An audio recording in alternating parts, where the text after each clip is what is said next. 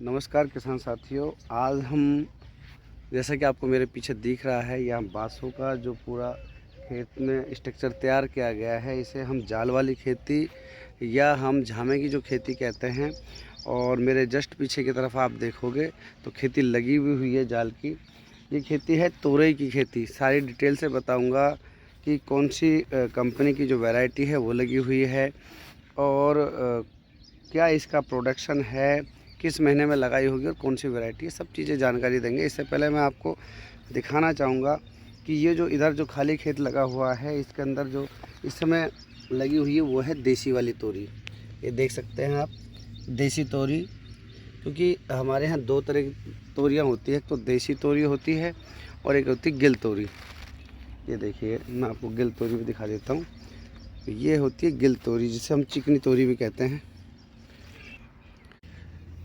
सभी यूट्यूबर भाइयों से भी मेरा एक निवेदन है इस वीडियो के माध्यम से, जितने भी यूट्यूबर भाई जो किसान से संबंधित वीडियो बना रहे हैं, फसलों से संबंधित जो भी वीडियो बना रहे हैं, उन्होंने मेरा बार बार, क्योंकि मैं भी बहुत सारे चैनलों को देखता हूं, तो वहां मैं ज़्यादातर देख पाता हूं कि कहीं ना कहीं व्यूअर्स के लोभ में या यूट्यूब से पैसे कमाने के चक्कर में बहुत सारे जो यूट्यूबर भाई है वो झूठ बोल देते हैं और कहीं ना कहीं लुभावनी और गलत जो जानकारियाँ किसानों को देता है। उनसे भाइयों से मेरा हाथ जोड़ कर निवेदन है कि किसान हमारी जान है, देश की जान है और किसान ही धरती पुत्र है और किसान के बिना हम सब अधूरे हैं। तो निश्चित तौर पर मेरा उनसे निवेदन है कि आप गलत जानकारियाँ प्लीज़ ना देवें, किसानों को गुमराह ना करें। वो आप पर ट्रस्ट करते हैं, विश्वास करते हैं, इसलिए आपकी वीडियो देख रहे हैं, तो उन्हें गुमराह ना करें। जो सही और वास्तविक जानकारी है वही दिया करें। क्योंकि मुझे भी, क्योंकि कोई भी व्यक्ति है परिपूर्ण किसी भी चीज़ में नहीं है, लेकिन मुझे जितनी जानकारी होती है मैं उतनी ही जानकारी बताने का प्रयास करता हूं। और एक बात का बिल्कुल ध्यान दें कि जो सच है वो बिल्कुल पता लग जाता है। अगर आप सच्चाई पर आधारित वीडियो बना रहे हैं तो किसान भाई या जो भी आपकी वीडियो देख रहे हैं वो समझ जाते हैं कि सामने वाले भाई ने जो वीडियो बनाई है वो सच है। तो सच बनाई है, कभी किसी भी तरह से अपने व्यूअर्स बढ़ाने के लिए या किसी भी गलत तरीके से पैसे कमाने के चक्कर में आप किसानों को गुमराह ना करें। नमस्कार किसान साथियों, मैं आपका किसान मित्र साथी चंद्रसेनी तिजारा और आप देख रहे हैं भारतीय किसानों का सबसे विश्वसनीय YouTube channel Indian farming master Tijara. आप वीडियो के लिए अंत तक जुड़े रहें। अगर वीडियो पसंद आए तो लाइक शेयर करें, कमेंट करें और चैनल को सब्सक्राइब ज़रूर कर दें। तो शुरू करते हैं वीडियो। देखिए किसान साथियों, जैसा आपको मेरे पीछे ये जो गिल की तोरी दिख रही है, इसे हम गिल की तोरी कहते हैं या काली तोरी या चिकनी तोरी। इसकी बहुत सारी वैरायटियां जो है मार्केट में आती है, लेकिन बात करें सबसे बेहतर वैरायटी कौन सी है और किस तरह से इसकी तैयारी की जाए, क्योंकि फसल और बीज के बीच में एक सबसे ज़रूरी चीज़ होता है समय। तो समय का चुनाव भी बहुत ज़रूरी है। मैं बताता हूँ आपको। सबसे पहले तो मैं बताता हूँ इस वैरायटी के बारे में। ये जो वैरायटी है ये है आलोक, जो कि वीएनआर कंपनी की तोरी है। अच्छी पैदावार वाली तोरी है और आप इसका साइज़, कलर सब देख सकते हैं, क्योंकि अभी कच्ची तोरी है। मैं आपको मैच्योर फल जो होते हैं वो भी दिखाऊंगा आपको, और इसके अंदर आने वाले जो रोग है उनकी भी जानकारी दूंगा, उनका निदान किस तरह से किया जाए, कौन कौन से स्प्रे समय समय पे की जाए, ये सब जानकारी चर्चा करने वाले हैं। तो किसान साथियों, सबसे पहली जो ज़रूरी बात है वो है वैरायटी के बीज के चुनने की। वो मैंने आपको बताया, वीएनआर कंपनी का ये आलोक तोरी है, जिसकी बहुत ही बेहतर पैदावार आती है। रही बात इसके बेसल डोज की, जो कि हम देखो किसान साथियों, एक चीज़ ध्यान से देखिए आप, ये जो पन्नी जो आपको दिख रही बिछी हुई, ये है मल्चिंग बेड। मल्चिंग बेड के अंदर आपको मैं बात बता दूं, इसकी दो तरह की पन्नियाँ होती है। देखिए, ये अगर नीचे की तरफ से इसे आप नीचे की तरफ से देखेंगे तो ये देखो ब्लैक कलर की है और ऊपर से सिल्वर कलर की। ये भी समझना और जानना बहुत ज़रूरी है कि ये दो कलर में क्यों होती है, क्योंकि जो इसका नीचे का साइज़ जो ब्लैक होता है वो प्रकाश संश्लेषण क्रिया में बहुत ही ज़रूरी होता है। क्योंकि जो बाहर जो चमकदार जो आपको दिख रहा है ये पार्ट, ये क्या है, जो धूप है उसको अंदर तक ज़मीन के अंदर नहीं जाने देता है, जिससे कि उसकी जो नमी है वो बरकरार रहती है। और जो नीचे से जो ब्लैक कलर है तो उसकी जो नमी है उसको जो सूर्य की धूप पड़ती है तेज़ गर्मी, तो उससे वो नमी को नहीं जाने देती है। तो इस तरह से और भी इसके बहुत सारे बेनिफिट्स हैं, जैसे कि आप देख रहे हैं जहाँ मल्चिंग नहीं बिछ रही है वहाँ पर देखिए घास वगैरह कितना खरपतवार उगा हुआ है, और यहाँ पर मल्चिंग बेड पर इस तरह से नहीं होता है। तो ये भी किसान साथी ध्यान देने की बहुत ज़्यादा ज़रूरत है, क्योंकि इस तरह के खरपतवार कहीं ना कहीं खेती के जो पोषक तत्व है उनको ले लेती है, जिससे जो हमारी मुख्य फसल है, जो भी हम मुख्य फसल बोना चाहते हैं, तो उसके जो मुख्य जो तत्व है उनको ये खींच लेती है।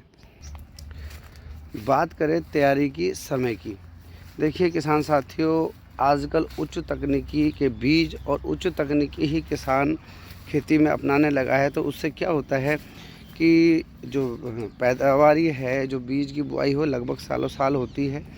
तो इसकी जो 2 समय ज़्यादा होता है, एक तो होता है दिसंबर के अंदर इसकी बिजाई होती है। दिसंबर के अंदर बिजाई करने का जो हमारा एरिया है वो राजस्थान का इलाका है, हरियाणा, राजस्थान, यूपी, पंजाब जो इलाका है, इसमें दिसंबर के समय में सर्दी का प्रकोप आ जाता है। बर्फ़बारी, हल्की जो नॉर्मल बर्फ़बारी वो भी होती है। तो उसके बाद थोड़ा सा उनकी सेफ्टी करनी पड़ती है, और मार्च के आसपास ये चल जाती है, फरवरी के एंड में और मार्च के अंदर, तो बहुत ही बेहतर पैदावारी आती है। दूसरी जो एक बिजाई होती है वो मार्च के और अप्रैल के बीच में भी बिजाई होती है। तो उस समय क्या लू का एक प्रकोप आता है, लू के यानी कि जब यहाँ गर्मी पड़ती है, उसका भी बचाव का बहुत सारे तरीके हैं, उससे किसान साथी बचाते हैं। इसके अलावा ये बरसात के अंदर बिजाई की जाती है, यानी कि ये जो है जून जुलाई की जो बिजाई है उसकी पैदावारी यहाँ स्टार्ट है, देख सकते हैं। तो कुछ रोगों के बारे में ज़रूर बताऊंगा आपको। इस तरह के देखो कुछ रोग स्वाभाविक है कि इन फसलों के अंदर आ जाते हैं। लेकिन बात करें गिलकी और खर्रा तोरी, तो गिलकी तोरी में इसका प्रकोप नहीं आता है। जो खर्रा तोरी होती है उसके अंदर बहुत ज़्यादा प्रकोप आता है। देखिए आपको मैं एक बेल दिखा दूं, ये बेल पूरी तरह से देखिए ग्रसित हो चुकी है इस रोग से, लेकिन फिर भी इसके अंदर जो ईल्ड है, पैदावार, वो आ रही है। ऐसा नहीं है कि ये पैदावार देनी बंद कर दे, लेकिन इस तरह के रोगों से बचाने के लिए मैं कुछ उपाय बताता हूँ, क्योंकि ये जो प्रकोप है वो है थ्रिप्स का। थ्रिप्स अटैक स्वाभाविक है कि खेती के अंदर आता है। आप बेहतर और अच्छे जो साल्ट है थ्रिप्स से संबंधित, वो दवाएं आप इसके अंदर डालें। एक रोग और बहुत ज़्यादा आता है कि मक्खी, जो फल मक्खी है, वो फल के अंदर डांस मार देती है, जैसा कि ये जो फ्रूट है उसी का शिकार है। यहाँ देखो मैं आपको दिखाऊं, ये देखिए मक्खी ने यहाँ डंक मारा है, उसके बाद ये पूरा फल पीला पड़कर ख़राब हो गया, ख़त्म हो जाए। इसके लिए किसान साथी क्या है, बेहतर उच्च क्वालिटी वाले जो थ्रिप्स के हैं इंसेक्टिसाइड हैं वो डालें, तो उससे इस तरह के रोग आपकी खेती में नहीं आएंगे। मल्चिंग बेड तैयार करते समय जो बेसल डोज की बात करें, तो देखिए इस तरह से ये मल्चिंग बेड जो शुरुआत में तैयार किए जाएंगे, तो आप इसके अंदर सल्फ़र, पोटास, डीएपी और जो देसी खाद है वो सबसे ज़रूरी है, तो वो आप इसके अंदर ज़रूर डालें। और देखिए किसान साथियों, इसी के अंदर ही ड्रिप का सिस्टम लगा हुआ है, यानी कि जो बूंद बूंद टपक सिंचाई खेती है वो आप इसके अंदर पहले ही डाल दें। उससे क्या है, कोई भी आपको खाद दवाइयाँ कोई देनी हो जड़ से संबंधित, या जो पानी है आप अपने लिमिटेड मात्रा में दे सकते हैं जितना आप चाहते हैं। तो इस तरह से आप खेती करें तो बहुत ही बेहतर पैदावार आपकी हो जाती है। रही बात भाव की कि इसकी जो पैदावारी के साथ जो भाव है, तो साल भर लगभग आपको 40-45 का भाव एवरेजन इसका आपको मिल जाता है। ये एक बात अलग है कि कभी कभार जो शॉर्टेज होती है, खासकर जो बरसात के समय में, क्योंकि नीचे की जो फसलें होती है बरसात में ज़्यादातर ख़राब हो जाती है, तो उस समय कुछ भाव 50, 60, 70 तक हो जाए वो अलग बात होती है। लेकिन एवरेजन अगर बात करें उस पूरे साल की, तो 40 से 50 रुपये किलो का आपको ये भाव मिल जाता है। तो बहुत अच्छी पैदावारी वाली फ़सल है, लाभ देने वाली फ़सल है। किसान साथी इस तरह से जो स्ट्रक्चर तैयार करें, और एक बार मैं पुनः आपको बीज से लेकर एंड तक का एक बार आपको फिर पुनरावृत्ति कर दूं। किसान साथियों, ये है गिलकी तोरी। गिलकी तोरी का बीज अगर आपको लेना हो तो VNR कंपनी का जो आलोक तोरी है वो आप लें, बहुत अच्छा है। बेसल डोज के अंदर मैंने बताया आपको सल्फ़र, पोटास, DAP और जो देसी खाद होता है वो ज़रूर डालें। तो इस तरह से आप एक बहुत अच्छी बेहतर पैदावार ले सकते हैं। और ये जो स्ट्रक्चर बनाने के लिए आपको पता है कि हर 10 या 12 फुट पे आप ये बांस लगाएं और बीच बीच में ये जो प्लास्टिक की तांत लगी हुई है देख सकते हैं, क्योंकि प्लास्टिक की तार से ही क्या है, ये बेल वर्गों में क्या होता है कि इस तरह के तार होते हैं और वो ऑटोमेटिक एक दूसरे पे चढ़कर और देखो पूरी तरह से टॉप पर, ये देखिए 8 से 10 फुट तक की इसकी हाइट है और वहाँ चढ़ जाता है बहुत। अभी इस तोरी की अगर बात करें चलने की कि कितने लंबे समय तक चलती है, तो देखिए हमारे यहाँ जो सर्दी का सीज़न आएगा, यानी कि जब बर्फ़बारी होती है हल्की, तो उस समय तक ये ख़त्म हो जाती है बर्फ़ के कारण। लेकिन कुछ किसान साथी अगर जब भाव और पैदावार दोनों अच्छी हो तो इसको बचाने के लिए इसके ऊपर बिल्कुल जो कपड़ा आता है लोटन, उसको लगाकर उस खेती को बचाते हैं। बात 1 महीने की है। 1 महीने तक अगर वो मेहनत कर कर अगर इसे बचा लेता है तो जैसे ही हमारा जनवरी का समय आता है, जब जैसे मौसम खुलता है तो उस समय लगभग क्योंकि बर्फ़बारी से सभी फसलें जो कि ख़त्म हो जाती है, तो फर्स्ट में जिन लोगों ने ये लोटन लगाकर फसल बचाई है तो उनको अच्छा भाव मिल जाता है। तो किसान साथियों से मेरा पुनः यही निवेदन है, जब भी खेती करें पूरी लगन और मेहनत से करें।